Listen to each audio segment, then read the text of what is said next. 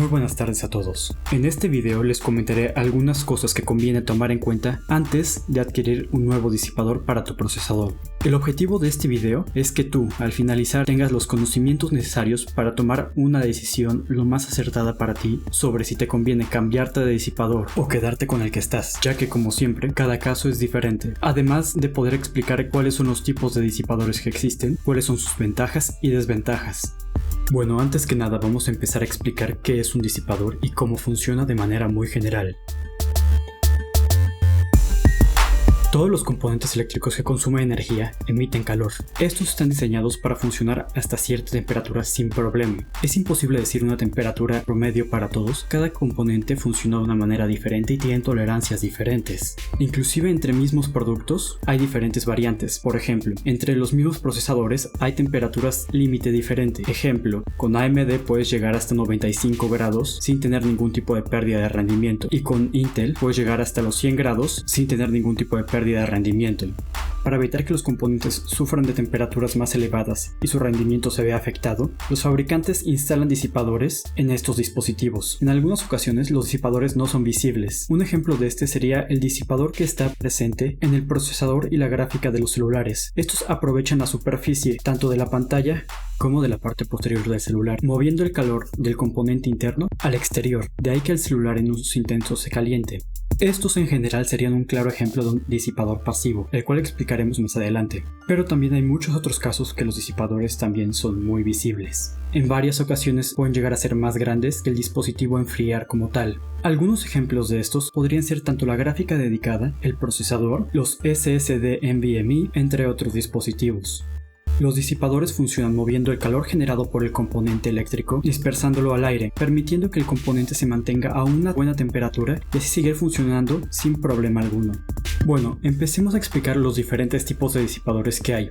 Empezaremos con el disipador pasivo. El disipador pasivo es el disipador más silencioso de todos, ya que este no cuenta con ninguna parte que se mueva, o en otras palabras, que genere ruido. La ventaja de este es que es el más silencioso de todos, pero las desventajas son las siguientes. Suelen ser más pesados que los demás, ya que en parte utilizan su masa para transferir el calor al aire, además de que no suelen ser tan efectivos como los otros métodos para mantener las temperaturas bajas. Este tipo de disipación suele usarse en productos que no generan demasiado calor, pero también hay casos extraordinarios en los que se utiliza en procesadores de alto consumo o en equipos enteros, pero esos son casos muy particulares, ya que realizar un disipador lo suficientemente masivo y bien diseñado para que pueda disipar altas temperaturas toma mucho tiempo de investigación y prueba y error. El segundo tipo de enfriamiento es el enfriamiento de manera activa. Estos son los que, además de tener un disipador de metal o un material conductor, cuenta con ventiladores que ayudan a disipar el calor de una manera mucho más rápida y efectiva. La ventaja de utilizar este tipo de disipación es que es la mejor precio-rendimiento, ya que no es necesario contar con un volumen muy grande para disipar altas temperaturas, por la ayuda que da el ventilador para mover el calor que tiene el disipador al aire. Alguna de las desventajas que se le podría atribuir a este tipo de disipador es que cuentan con ventiladores y por lo tanto llegan a generar un poco de ruido, además de que estos pueden llegar a dar problemas en algunos casos a la hora de ponerle cierto tipo de RAM, ya que entre el disipador y el ventilador suelen ocupar un poco de espacio a lo largo, llegando a poder estorbar los slots de RAM. Es el disipador más común para procesadores, ya que suele ser el mejor precio-rendimiento, a tal punto que los fabricantes de procesadores en muchas ocasiones incluyen este tipo de disipador, permitiendo hacer uso inmediato del procesador apenas se adquiera. Para la gran mayoría de las personas y procesadores, este tipo de disipador será más que suficiente, pero para aquellos que quieran hacerle overclock a su CPU, será recomendable un disipador activo de gama alta o directamente apuntar por el siguiente punto. Disipadores líquidos. Los disipadores líquidos se pueden dividir en dos tipos diferentes. Uno son los custom. Estos, como su nombre lo indica, están hechos a la medida para cada persona. Y los otros son los AIO, o lo que se podría ir diciendo todo en uno, all in one, por sus siglas en inglés. La disipación por líquido funciona de esta manera. El líquido obtiene el calor generado por el procesador o cualquier tipo de componente electrónico y lo lleva hacia el radiador. El radiador absorbe el calor del líquido y este ayuda a disiparlo junto con unos ventiladores al aire, muy parecido a la refrigeración de manera activa. Entonces el líquido regresa de nuevo al procesador y repite el ciclo. El disipador AIO tiene el beneficio de que casi no requiere mantenimiento y que es más económico que uno custom, además de que las temperaturas que suele manejar son bastante buenas. El problema es que si la bomba se llega a descomponer o si tiene algún tipo de fuga, no quedará de otra más que conseguir un nuevo disipador, ya que estos no se pueden llegar a arreglar en la mayoría de los casos. En el mejor escenario posible podrías aplicar la garantía, pero eso sería todo. Hay un estándar de 3 tipos de disipadores AIO, los de 120 mm, los de 240 mm y los de 360 mm. Estas medidas se dan gracias al tamaño del radiador. Si son de 120 mm, utilizaría un ventilador de 120 mm, si fueran 240 mm serían 2 de 120 y en el de 360 mm son 3 ventiladores de 120 mm. La refrigeración líquida custom te da el beneficio de tener una de las mejores temperaturas que se puede alcanzar, además de que puede llegar a verse de una manera increíble en cualquier tipo de gabinete. Además de que cuenta una ventaja que el All-in-One no tiene, que es que puedes cambiar las partes que tú quieras en caso de que se lleguen a descomponer.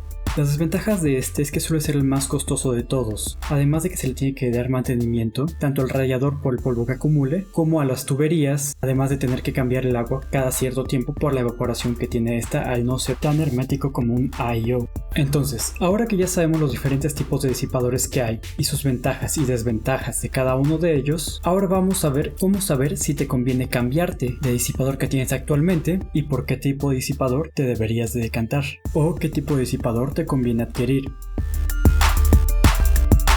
Primero, en caso de que ya tengas un disipador, es necesario saber qué temperaturas estás alcanzando con este. Para saber las temperaturas de tu procesador, es necesario que descargues Hardware Monitor o MSI Afterburner. Hay otras aplicaciones que son igualmente gratuitas. Estos programas te permiten monitorear las temperaturas de tus componentes en tiempo real. Hay dos maneras de saber si tu disipador es lo suficientemente robusto para tus necesidades y tu procesador. La primera es hacer una prueba de estrés, la cual consiste en usar un programa que hace uso completo de todos los núcleos e hilos de tu procesador y los lleva al máximo. Esto se podría decir que es el uso más extremo que podría llegar a dar el procesador. La otra es usar el procesador de manera normal y ver cuál es la temperatura máxima a la que llega. Si la temperatura máxima supera los 85 grados, puede que sea conveniente cambiar de disipador.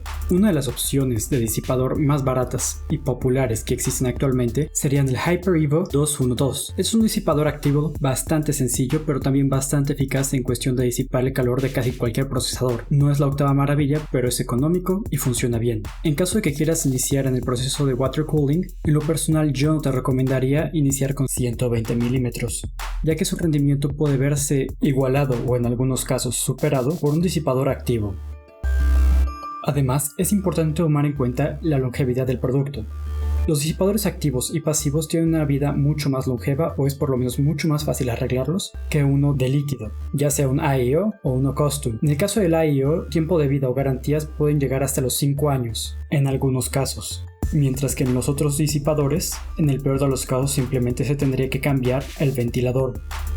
En caso de que se quiera hacer overclock con el procesador, les recomendaría que se consiguieran disipadores de gama alta tipo Noctua NH-D515 o equivalentes, o directamente pasar al enfriamiento líquido con un radiador mínimo de 220 mm. Bueno, espero que esta información te haya sido de utilidad. Cualquier duda o comentario no os dejaron en la caja de comentarios y nos vemos en el próximo video. Hasta la próxima.